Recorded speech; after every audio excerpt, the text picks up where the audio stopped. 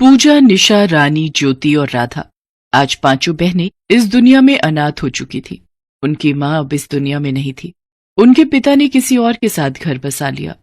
पूजा दीदी, पहले बापू ये घर छोड़कर चले गए और आज माँ हमें छोड़कर इस दुनिया से ही चली गई। पूजा दीदी, अब तो हम इस दुनिया में बिल्कुल अकेले हो गए। हम किसके साथ रहेंगे? मामा जी हमें अपने साथ शहर ले जा रहे हैं। हम अब मामा जी के साथ ही रहेंगे।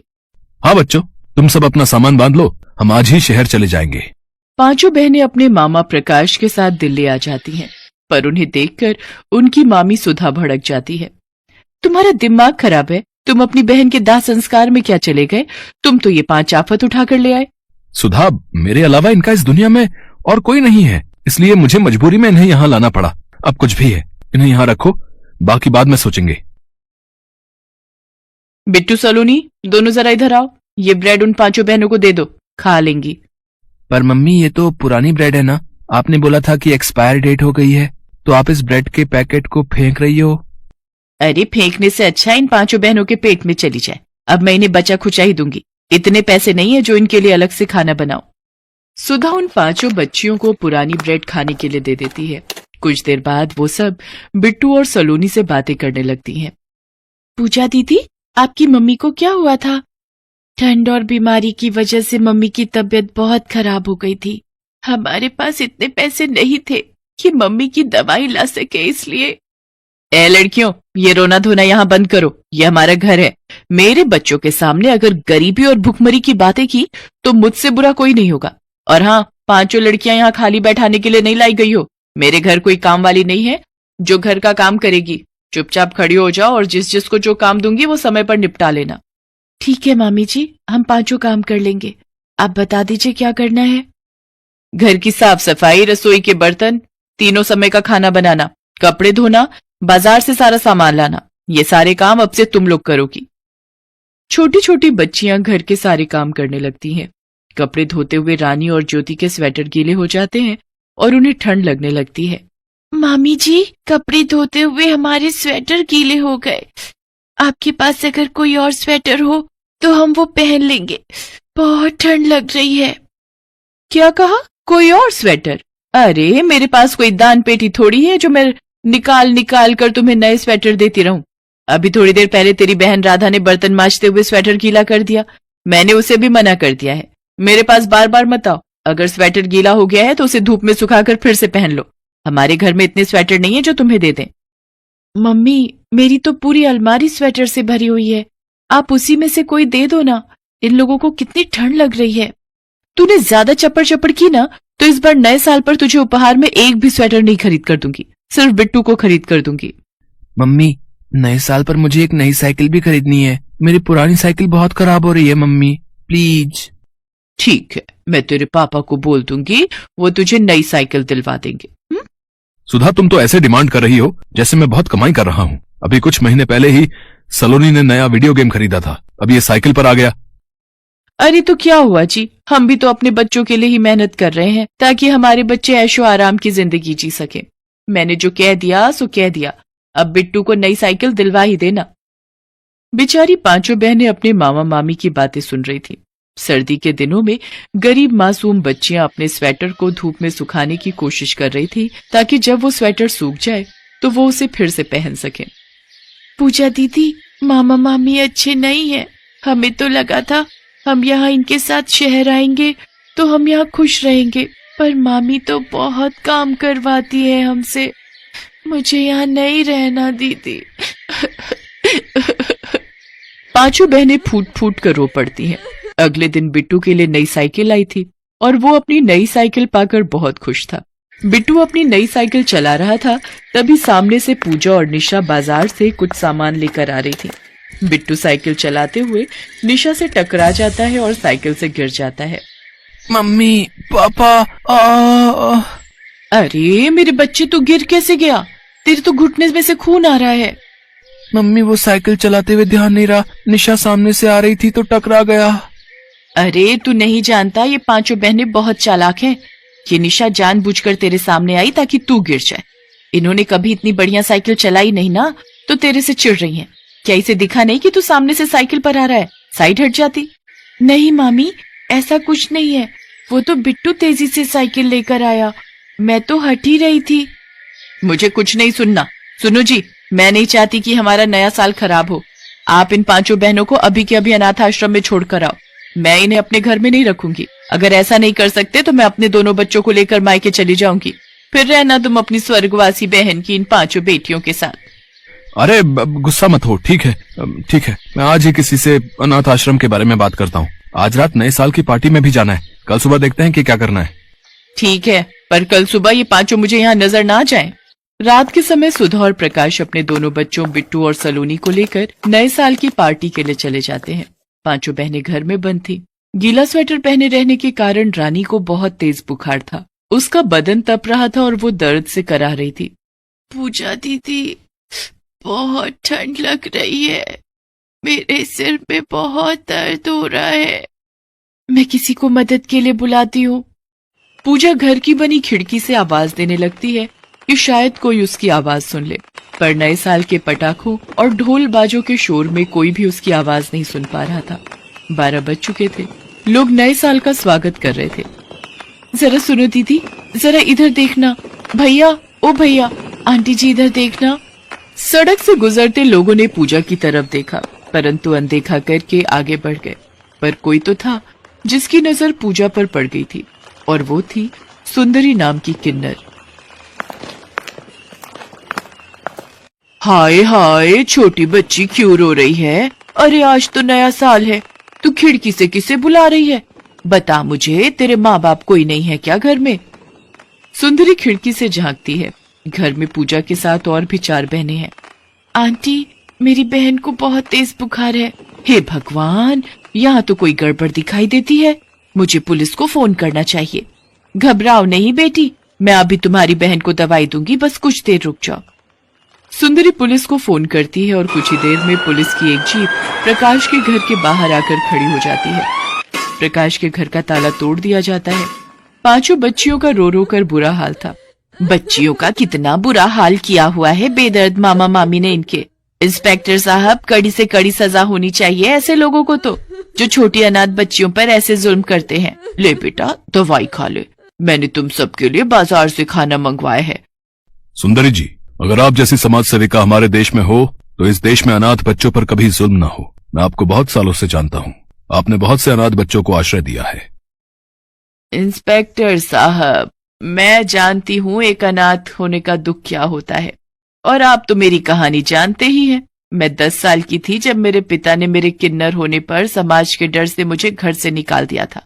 आज मैं 50 बरस की हो गई हूँ। उम्र के इस पड़ाव पर आते आते मैंने दुनिया के कई रंग देख लिए।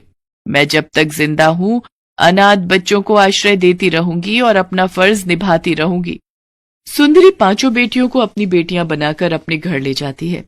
पूजा के कहने पर उसके मामा मामी को सजा नहीं होती। वो बच्चियां जानती थीं कि अगर उनके मामा मामी को सजा हुई तो बिट्टू और सलोनी भी उनकी तरह अनाथ हो जाएंगे।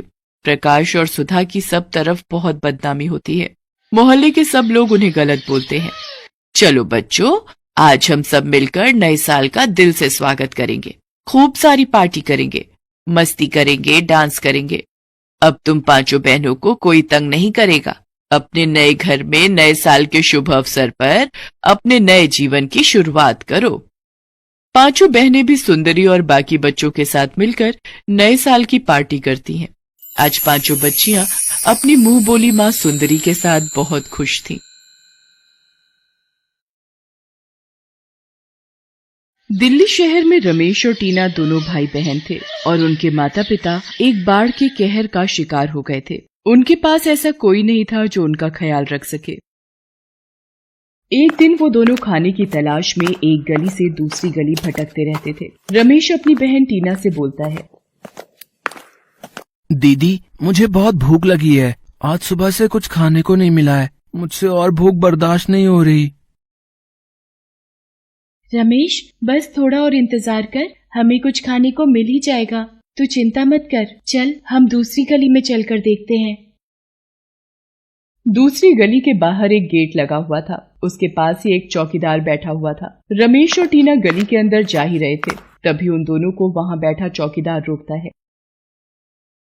अरे अरे, कहाँ जा रहे हो? हैं? चलो निकलो यहाँ से, चलो।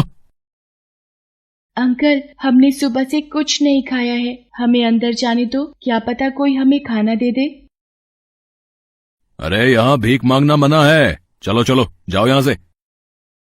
दोनों बच्चे उदास होकर वहां से चले जाते हैं। तभी वो दोनों बच्चे चलते चलते एक घर के बाहर पहुंचते हैं। वहां एक महिला थी। माताजी, कुछ खाने के लिए दे दो ना, बहुत भूख लगी है, मेरे भाई ने कल से कुछ नहीं खाया है। चलो चलो भागो यहाँ से, पता नहीं कहाँ कहाँ से आ जाते हैं, इनका तो काम ही यही है। वो औरत भी उन दोनों को कुछ नहीं देती और अपने घर से भगा देती है। रमेश भूख से बेहाल हो रहा था, सुबह से चल चल कर थक गया था। चलते चलते वो दोनों एक बड़े से घर के सामने आकर रुक जाते हैं और आवाज लगाते हैं, सुनिए, कोई हमें खाना खिला दो। सुनिए, घर में कोई है क्या? क्या कोई हमें खाना दे सकता है? हमने कल से कुछ नहीं खाया है। तभी उनकी आवाज सुनकर एक लड़की घर से बाहर आती है। अरे, कौन हो तुम और ऐसे भीख क्यों मांग रहे हो? तुम्हारे माता पिता कहाँ हैं?